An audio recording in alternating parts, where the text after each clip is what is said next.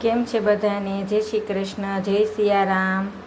આજે આપણે ટિંડોરા, બટેટા, ટમેટા અને મકાઈનું શાક બનાવવાનું છે. તો આપણે લઈ લઈએ, ધોઈ નાખ્યા બધા ટમેટાને. અલગ જ બનાવવાનું છે આજે. જો આપણે એકદમ ઝીણું મસ્ત સુધારી લીધું છે બધું. ટમેટા, આ મકાઈના દાણા કાઢી લીધા છે. હવે આપણે એને વઘારી નાખીએ. આ વઘારવા માટે આપણે તેલ મૂકી દીધું છે. સાદું અને સિમ્પલ રીતે આપણે વઘારવાનું છે. કોઈ બહારના મસાલા કોઈ વસ્તુ નથી નાખવાની. રાઈ, પછી જીરું, આ હિંગ,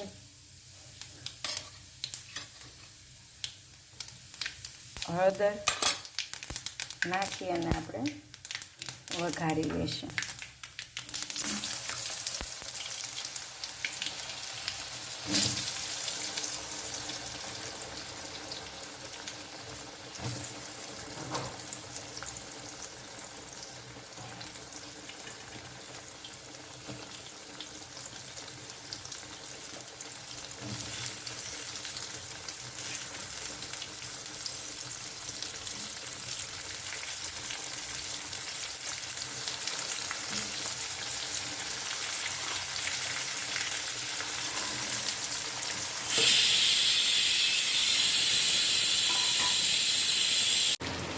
હવે આપણે એને એકદમ સરસ હલાવી લઈશું, એટલે બધું તેલમાં સતળાઈ જાય શાક.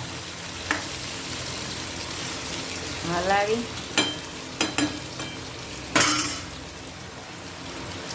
મીઠું નાખી દઈશું.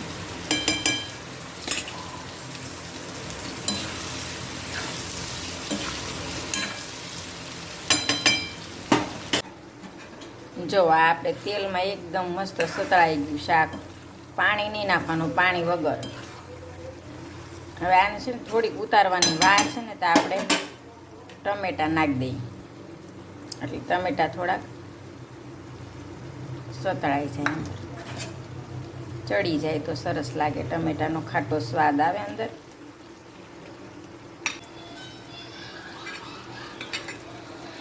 જો હવે આપણું બટેટું ચડી ગયું છે એકદમ સરસ. ટીંડોરું ચડી ગયું છે. અને આપણે લાલ મરચું નાખી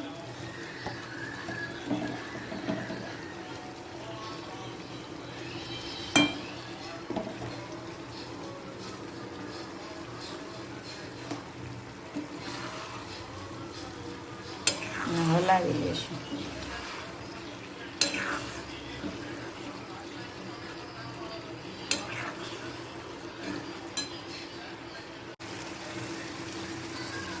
થોડોક ગરમ મસાલો નાખી દઈશું, બહુ સરસ સ્વાદ આવે. આપણે એકદમ તેલ બહાર છૂટું પડી જાય ને, એટલે આપણે આ શાકને ઉતારી લઈશું. કમ્પ્લીટ થઈ ગયું છે. જુઓ,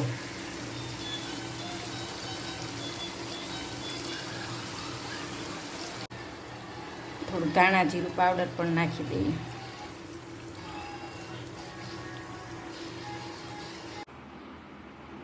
આ શાકને રોટલી, પૂરી, પરોઠા સાથે પણ બનાવી શકાય.